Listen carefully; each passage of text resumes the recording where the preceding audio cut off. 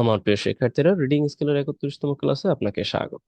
আজকে আমরা একটু ডিফারেন্ট ওয়েতে শিখতে যাচ্ছি। এখানে উদাহরণস্বরূপ লক্ষ্য করুন, উইথ প্রিপোজিশন, এরপর আমরা দেখতে পাচ্ছি নাউন অর নাউন ফ্রেজ, তারপরে আইনজি যুক্ত ফর্ম। যখন এইভাবে কোনো বাক্য সংগঠিত হয় তখন এক্স্যাক্টলি কি অর্থ দেয়? আমরা তো সবসময় পেপার পত্রিকা পড়ার সময় বা আইএলটিএস রিডিং প্যাসেজ গুলো পড়ার সময় এই ধরনের বাক্য পাবো। যেমন এইখানেই লক্ষ্য করুন, উইথ আছে, তারপরে একটি নাউন ফ্রেজ আছে, তারপর আমরা লক্ষ্য করছি আইএনজি যুক্ত ফর্ম, অর্থাৎ সরাসরি এখানে একটি পার্টিসিপল ফর্ম আছে। এইগুলো আদতে কিভাবে অর্থ প্রদান করে আমরা এক্স্যাক্টলি বোঝার চেষ্টা করব, এবং এগুলো কতভাবে বাক্যে ব্যবহার হতে পারে। এই যে এখানে লক্ষ্য করুন, এখানে আছে, তারপর আমরা দেখতে পাচ্ছি এখানে একটি the people living under poverty, এই পর্যন্ত একটি প্রেজেন্ট পার্টিসিপল ফ্রেজেস তৈরি করা হয়েছে। তারপর আবারও দেখতে পাচ্ছি একটি প্রেজেন্ট পার্টিসিপল আছে। এই যে যে ব্যাপারগুলো কিভাবে অর্থ প্রদান করে, বিশেষ করে বাক্যে ব্যবহার হয়ে, সেই সম্পর্কে আমরা একটা পুঙ্খানুপুঙ্খ রূপে ধারণা পাবো বলে আশা ব্যক্ত করি। আশা করছি ভিডিওটি শেষ পর্যন্ত দেখে আপনার জন্য রাখা কাজও আপনি করে দিবেন। ওকে, আমরা শুরু করতে পারি। আর অবশ্যই কমেন্ট করে জানাবেন যে এই সম্পর্কে আজকে আহ অবগত হয়েছেন কে, অর্থাৎ আগে থেকেই জানতেন এক্স্যাক্টলি কিভাবে অর্থ প্রদান করে সেটা জানতেন না। মানে আগে থেকে এগুলো অনেক দেখেছেন যারা পেপার পত্রিকা পড়েছেন, কিন্তু প্রকৃত অর্থটা বুঝতে পারতেন না। তাদের জন্য তারা দয়া করে কমেন্ট করে অবগত করবেন। যে আমি শুরু করতে পারি। আমরা এই জন্য একটা ব্যাপার বোঝার চেষ্টা করব। তাহলে আমরা এই উইথ যখন এইভাবে ব্যবহার হতে দেখব, উইথ এর পরিবর্তে আমরা এরকম ভাবার চেষ্টা করব। অর্থাৎ উইথ সমান আমরা বিকজ ভাবতে পারি, because, because of, because, or because, because of, or because, অর্থাৎ কারণ বা কারণে। জাস্ট এতটুকু মাথায় রাখবেন কি, আমি জাস্ট বলে দিচ্ছি। যখন আপনার এইভাবে বাক্য সংগঠিত হতে দেখবেন, উইথ এরপরে হচ্ছে নাউন বা নাউন ফ্রেজ, এরপর ভার্বের আইনজি যুক্ত ফর্ম, তখন তার অর্থ কি হবে?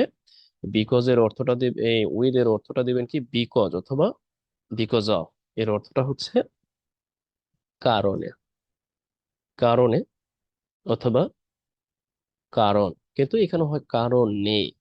যেমন এই ব্যাপারটা এরকমও হতে পারে, হ্যাঁ, বৃদ্ধির কারণে। দেখুন এইখানে লক্ষ্য করুন, এই গোয়িং আপ এর অর্থটা কি?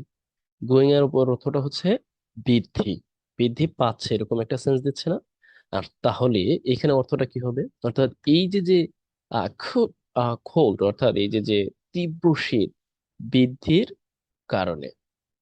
কেমন? অর্থাৎ তীব্র শীত বৃদ্ধির কারণে। Just enough. বুঝতে পারছেন কিনা? ওকে, আমি আবার একটু বলে দিচ্ছি। এর অর্থটা হচ্ছে, অর্থাৎ এই যে যে বর্তমান যে তাপমাত্রা, সেই তাপমাত্রায় তীব্র শীত, আখ খউ, অর্থাৎ তীব্র শীত বৃদ্ধির কারণে। কারণ আপনি যদি এই উইথ কে কারণে ধরেন বা বৃদ্ধিতে, তাহলে কিন্তু হয়ে যায়। এরপরে দেখি পরবর্তী যে বাক্যটি আছে, এটা তো নর্মালি তৈরি হবে অ্যাজ এ ইন্ডিপেন্ডেন্ট বাক্য হিসাবে। এখন কথা হলো এই অংশটাকে আপনি কি বলবেন? আমরা আরো দেখব প্র্যাকটিক্যালি। এই অংশটাকে আপনি আপাতত দৃষ্টিতে বলতে পারেন যে ডিপেন্ডেন্ট ক্লোজের মতো অনেকটা। কেমন? সরি, অনেকটা কি মনে হচ্ছে? যে ডিপেন্ডেন্ট ক্লোজ, এরকম মনে হচ্ছে। মানে মনে হচ্ছে এইটা এটার উপর নির্ভরশীল। দেখুন, একটা ক্লোজ হওয়ার জন্য সাধারণত কি কি লাগে? আমরা জানি যে একটি সাবজেক্ট থাকবে, তারপরে একটি পূর্ণাঙ্গ ভার্ব থাকবে। কিন্তু এখানে কিন্তু পূর্ণাঙ্গ ভার্ব নেই। বুঝতে পেরেছেন? অর্থাৎ আমরা যখন এই উইথ কে ব্যবহার করে অ্যাজ এ ডিপেন্ডেন্ট ক্লোজের মতো তৈরি করছে, তখন আমরা মাথায় রাখবো যে এই জায়গায়, অর্থাৎ এইখানে অক্সিলারি ভার্বটি উজ্জ্ব থাকবে। কি থাকবে? এই অক্সিলারি ভার্বটি উজ্জ্ব থাকবে যখন আপনি এই উইথ কে ঠিক বিকজ অফ বা বিকজ এর অর্থ প্রদানের জন্য ব্যবহার করবেন। কেমন? কিন্তু এই যে যে প্রেজেন্ট পার্টিসিপল ফর্মটি আছে, এটা কিন্তু অবশ্যই করতে হবে, বিশেষ করে এই অর্থ প্রদানের ক্ষেত্রে। যেমন উদাহরণস্বরূপ এইখানে একটু আসি, দ্য অ্যাভেলেবিলিটি অফ নেসেসারিজ, অর্থাৎ প্রয়োজনীয় দ্রব্যের যেই, মানে পাওয়ার যে ক্ষমতা বা পাওয়া, প্রাপ্যতা, is going out of reach of ordinary citizen, অর্থাৎ অর্ডিনারি সিটিজেনের নাগালের বাইরে চলে যাচ্ছে। কেমন? এরপরে দেখুন লিখেছি উইথ ক্রাইসিস অফ অ্যাসাম্পশনস, এবং প্রয়োজনীয় দ্রব্যাদির দাম, here we see increasing in groceries, অর্থাৎ গ্রোসারির যে মার্কেট আছে সেই মার্কেটে এই দ্রব্যমূল্য দাম, এটা কি হবে তাহলে বলুন তো? কি বুঝতে পারবেন না এখন? অবশ্যই পারবেন। তারপর আমি আরেকটু বলে দিচ্ছি। দেখুন, আমি যদি এখানে কারণে ধরি, এর অর্থটা হচ্ছে কারণে। উইথ এর অর্থটা কি? কারণে। এরপরে prices of essentials, অর্থাৎ প্রয়োজনীয় দ্রব্য। আমি জাস্ট একটু লিখে যাচ্ছি, ঠিক আছে? এখন প্রয়োজনীয় দ্রব্যর দাম। এরপরে কি? ইনক্রিজ এর অর্থটা কি? বৃদ্ধি। এখানে কি একটা সেন্স দিচ্ছে না? বৃদ্ধি পাচ্ছে এরকম একটা সেন্স দিচ্ছে না? কিন্তু আমাকে অর্থটা প্রদান করতে হবে কি? কারণে। এখন যেহেতু সুন্দরভাবে লিখতে হবে, এই জন্য আমরা এই অংশটাকে কেটে আনবো।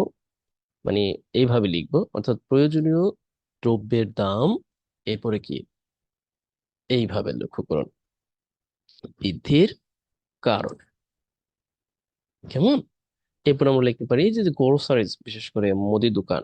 হ্যাঁ, মুদির দোকানে, এইখানে আমরা লিখে দিতে পারি মুদির দোকানে বা মুদির বাজারে প্রয়োজনীয় দ্রব্যের দাম বৃদ্ধির কারণে। Have you got right now? বা আমরা এটা বলতে পারি যে বৃদ্ধিতে। কি?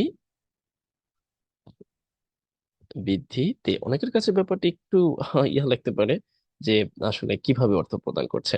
দেখুন, আমি আবারও বলছি, অর্থাৎ যখন আপনি উইথ কে ব্যবহার করবেন, ah to make a dependent close, অনেকটা এরকম যদি তৈরি করতে চান, তাহলে আপনার এই অর্থটা এভাবে প্রদান করতে হবে। কেমন? অর্থাৎ এখানে একটি নাউন ফ্রেজ আছে আমরা দেখতে পাচ্ছি। তারপর আমরা কিন্তু এখানে মেইন ভার্ব ব্যবহার করতে পারবো না, অর্থাৎ মেইন ভার্ব বলতে বলছি সাহায্যকারী ভার্ব এখানে সরাসরি আনতে পারবো না। ওকে, সাহায্যকারী ভার্বটা এখানে আমাদের উজ্জ্ব রাখতে হবে। এইভাবেই দেখবেন যে বাক্য তৈরি হচ্ছে, শত শত বাক্য তৈরি হচ্ছে প্রতিনিয়ত। আপনি নিজেও তৈরি করতে পারবেন, সমস্যা নেই তো। আপনাকে জাস্ট মাথায় রাখতে হবে, আমি উইথ অর্থাৎ বিকজ অফ এর পরিবর্তে উইথ কে ব্যবহার করছি, জাস্ট অনেকটা ফলাফল স্বরূপ বলতে পারেন। কেমন? ওকে, আসুন এরপর আমরা আরো দেখি, তবে ব্যতিক্রম অর্থ প্রদান করে আমরা সেটাও লক্ষ্য করব। এইখানে আমরা লক্ষ্য করুন, এই বাক্যটা আমারও ঠিক এইভাবে লেখা যাচ্ছে, কোন রকম দ্বিধাদ্বন্দ্ব ছাড়া। একই কথা, অর্থাৎ যখন এই অংশটা আমি শুরুতে এনে দিচ্ছি, তখনই হয়ে যাচ্ছে। শুরুতে এনে দিলেই, তবে একটা কমা প্রদান করতে হবে শুরুতে ব্যবহার করলে, আর শেষে ব্যবহার করলে কমার প্রয়োজন নাই। তবে কমার প্রয়োজন আছে যখন আবারও একটু ভিন্ন মিনিং দিবে। ওকে, দেখুন, উদাহরণস্বরূপ এটা বলতে পারি। একটু লক্ষ্য করুন, এই দিকে লক্ষ্য করুন। এদিকে আমি বলেছি যে ordinary people are bearing the brand of challenging time, অর্থাৎ এই অর্ডিনারি মানুষগুলো একটি কঠিন সময় মধ্য দিয়ে যাচ্ছে। Here we see and bearing the brand of definitely outstanding phrase. ওকে, আপনি এটা ব্যবহার করতে পারেন। এর অর্থটা হচ্ছে অনেকটা সাফারিং ফ্রম এর মতো, অর্থাৎ bearing the brand of। একটু আনকমন ব্যবহার না করলে কি হয়? Okay, challenging time. Oh, and the sentences definitely have been presented here, made by me. Okay, মানে আমি মূলত এই বাক্যগুলোকে তৈরি করেছি এখানে। আর কিছু কিছু আছে সংবাদপত্র থেকে নেওয়া, আমরা পরে দেখিয়ে দেব। ওকে, ordinary people are bearing the brunt of challenging time, flowing the fall of a dark present। এর অর্থটা কি? যাই হোক, এই অর্থের মধ্যে যাচ্ছি না, আমরা সরাসরি এটার মধ্যে চলে যেতে পারি। তারপরে একটু বলে দিচ্ছি, এর অর্থটা হচ্ছে এই যে সাধারণ মানুষ, বিশেষ করে আমরা যেটাকে বলতে পারি যে চ্যালেঞ্জিং সময়ের মধ্য দিয়ে যাচ্ছে। কি? এই ডগ রেজিমের পতনের পর থেকে, পতনের পর। তবে আমরা এটাকে একটু ডিফারেন্ট ওয়েতে লিখতে পারি, আমার মনে হয় এখানে কিছুটা ল্যাকিংস আছে। আমরা এটাকে প্রেজেন্ট পারফেক্ট করে ফেলতে পারি। কারণ হচ্ছে, যেহেতু একটা দেখাচ্ছে, হ্যাভ বিন, এইভাবে লিখে ফেলতে পারি। এরপরে এই ফলোইং এর পরিবর্তে আমরা এখানে সেন্স ব্যবহার করতে পারি। আমরা জানি যে যদি অতীতে কোনো কাজ চলমান থেকে মানে শুরু হয়েছে, এখন চলমান থাকে, তখন আমরা প্রেজেন্ট পারফেক্ট কন্টিনিউয়াস টেন্সের সাহায্য নিতে পারি। সেই জন্য সেই যেই সময় শুরু হয়েছে, সেই সময়টির জন্য আমরা কি এইভাবে সেন্স ব্যবহার করে দিতে পারি। সেন্স ব্যবহার করে আমরা একটা বাক্য লিখতে পারি, অথবা সেন্সের পরে আমরা কি সেন্স দিয়ে অ্যাডভার্বিয়াল ফ্রেজেস তৈরি করে দিতে পারি। হিয়ার ইউ সি, হিয়ার এখানে অ্যাডভার্বিয়াল ফ্রেজেস, অর্থাৎ একটি সরকার পতনের পর থেকেই মূলত চ্যালেঞ্জিং সময়ের মধ্য দিয়ে বাংলাদেশের মানুষ কি যাচ্ছে। তবে আমরা যাচ্ছি এটা পজিটিভ ওয়েতে নিতে পারি। যাচ্ছে ওই অর্থে না, যাচ্ছে এই অর্থে যে একটা চ্যালেঞ্জিং সময় আগে থেকেই বিদ্যমান ছিল, সেটা আরো তীব্রতর হয়েছে। আমরা বর্তমান দেখতে পাচ্ছি পলিটিক্যাল কিছু টার্মোয়েল, যেটা এখনো বিদ্যমান, যেই কারণে। তবে আমরা এটাকে একটু পজিটিভলি নেব যেহেতু আমরা শিখছি। ওকে, এরপর আমরা একটু লক্ষ্য করি উইথ পিপল, অর্থাৎ এই যে মানুষ লিভিং অন দ্য পভার্টি, অর্থাৎ দারিদ্র্য সীমার নিচে বসবাস করা মানুষ। Here you see, আমি কিন্তু এখানে একটি প্রেজেন্ট পার্টিসিপল ব্যবহার করেছে। আবারও দেখুন, এই উইথ ব্যবহার করার কারণে আবারও এখানে আমি দেখুন এটা ব্যবহার করেছে। ওকে, এখন উইথ এখানে কি অর্থ দিচ্ছে, অর্থাৎ এই দরিদ্র সীমার নিচে বসবাস করা মানুষ তাদের যেই ন্যূনতম পারচেজিং পাওয়ার অর্থাৎ ক্রয় ক্ষমতা সেটা হারাচ্ছে। এখন মূলত আমি কিভাবে অর্থটা প্রদান করব, মানে এখানে অর্থটা দিচ্ছি যে কিছু সাধারণ মানুষ যারা আছে, এই মানুষগুলো বিশেষ করে ডগ রেজন, একটি জেদি, একটি একগুঁয়ে সরকারের পতনের পর থেকে কি এই যে যে একটি কঠিন সময়ের মধ্যে দিয়ে যাচ্ছে, একটি কঠিন সময় না বলে আমরা মাল্টিপল চ্যালেঞ্জেস বলতে পারি পরিবার, with people living under poverty, অর্থাৎ পভার্টি যেটা বলে আমরা যেটা জানি যে দারিদ্র্য সীমার নিচে বসবাস করা মানুষ লুজিং দ্য মিনিমাম পারচেসিং পাওয়ার, অর্থাৎ তাদের যে ন্যূনতম ক্রয় ক্ষমতা হারাচ্ছে। এখন এইখানে উইথ অর্থ দিচ্ছে অনেকটা বিকজ এর মতো। কি অর্থ দিচ্ছে, কারণ, বিকজ এর মতো, বা এইখানে অর্থটা দিচ্ছে ফলে, অ্যাজ এ রেজাল্ট অফ। দেখুন তো এমন দিচ্ছে না, অর্থাৎ যেহেতু কঠিন সময়ের মধ্যে দিয়ে যাচ্ছে, ফলে মানুষজন কি তাদের ক্রয় ক্ষমতা হারাচ্ছে। দেখুন তো এরকম সেন্স দিচ্ছে কিনা। আবার দেখুন এটা কিন্তু এই সেন্সটাও দিচ্ছে, কারণে, বিকজ অফ। হ্যাঁ, মানে এই যে যে পার্সেসিং ক্ষমতা উম, হারিয়ে ফেলতেছে, কি কারণে, এই কারণে। যাই হোক, আশা করছি বুঝতে পেরেছেন, আমি জানি না কতটুকু বোঝাতে পেরেছে।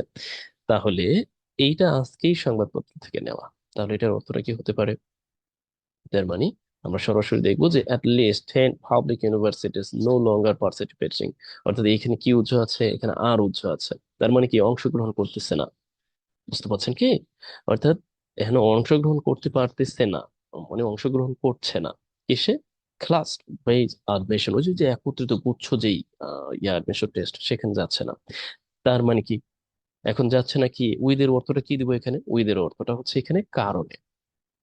দেখুন, আমি তো বলেছি আপনি কারণে অর্থ দিবেন।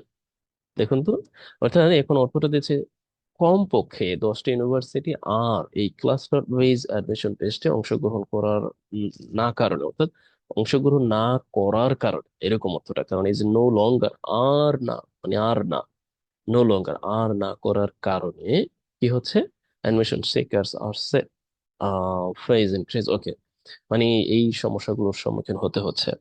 ওকে, কি ইনক্রিজ হ্যাসেল, অর্থাৎ মানে ক্রমবর্ধমান যে হ্যাসেল, মানে হয়রানির শিকার হতে হচ্ছে।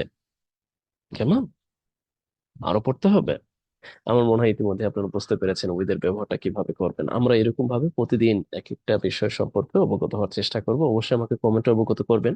আর এই পর্যায়ে আপনাদের জন্য কাজ, আমি আর বেশি আলোচনা করব না, কারণ ইতিমধ্যে আমি বুঝিয়ে দিয়েছি আপনারা কিভাবে উত্তর প্রদান করবেন। এইখানে লক্ষ্য করুন, এই একটি বাক্য আছে, ইতিমধ্যে হয়তো এই বাক্যটি আমি বলেছি, এই বাক্যটি আমি ইতিমধ্যে বলেছি, এই বাক্যটি আমি ইতিমধ্যে বলেছি, তবে আপনাদের জন্য একটি কাজ রেখে দিয়েছে, দয়া করে আমাকে অবগত করবেন এটার অর্থটা কি হতে পারে, এই অর্থটা কি হতে পারে, এটা আমাকে অবগত করবেন। তবে শুধু এই অর্থটা না, আপনি এই ফুল যে বাক্যটি আছে, ফুল বাক্যটির অর্থই আপনি আমাকে লিখে দিতে পারেন, এবং যদি আপনি চান হুবহু একটি বাক্য তৈরি করতে পারেন। আশা করছি ক্লাসটা আপনি দারুণভাবে উপভোগ করেছেন। দেখুন, আমার মূল উদ্দেশ্য থাকে হচ্ছে আমরা আহ রিডিং পড়ার চেষ্টা করব, পাশাপাশি নিজেরা লেখার চেষ্টা করব। বুঝতে পেরেছেন? ওকে, আজ এই পর্যন্তই। আর তারপরে যদি না বোঝেন অবশ্যই আমাকে কমেন্ট অবগত করবেন আর কি। জি, ভালো থাকুন। Best wishes for you.